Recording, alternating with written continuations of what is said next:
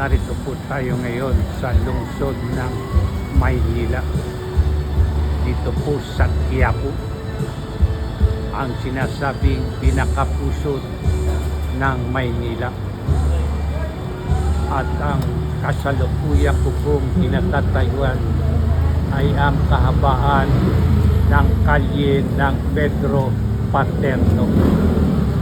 Sinasabi po ng mga unang panahon, ang pamilya Paterno ay may bahay na nakatayo dito at dito po sila naninirahan sa kalyeng ito.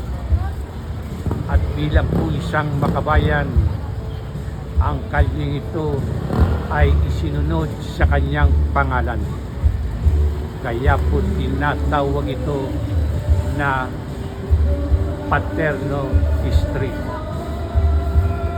Si Pedro po Paterno ay naging mata ng panahon ng pananakop ng mga dayuhan dito sa ating bansa.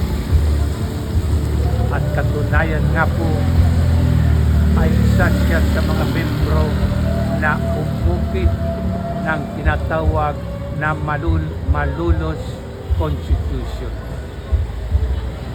At ngayon po, si Pedro Paterno na tinuturing na naging mata ng panahon ng pananakop ng mga dayuhan.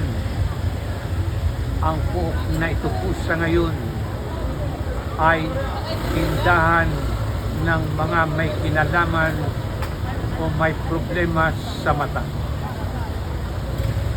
Bukod po sa kahabaan na ito, mula po rito sa kinatatayuan ko hanggang sa dulo ay tindahan po ng salamin na may kaugnayan sa mata.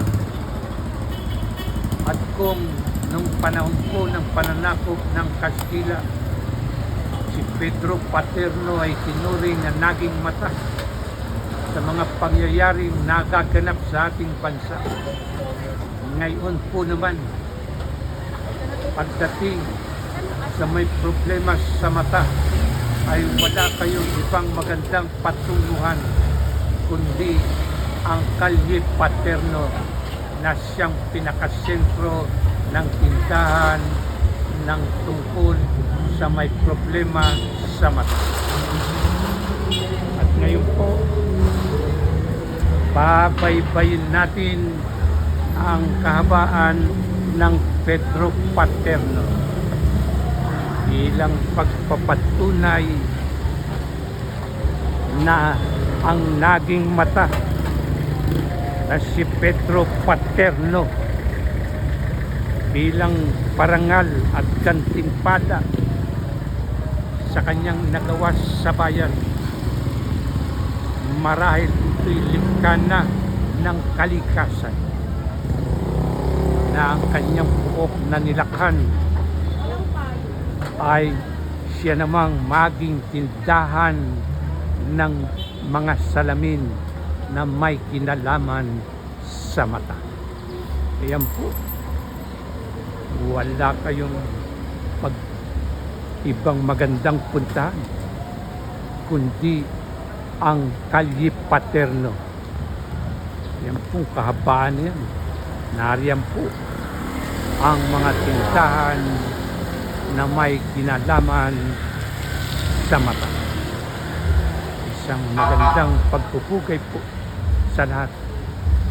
Isang matang makakakita mga may problema sa mata na malinaw na makakakita ng mga nagaganap sa bansa at sa kanyang pamumuhay na may malinaw na mga paningin.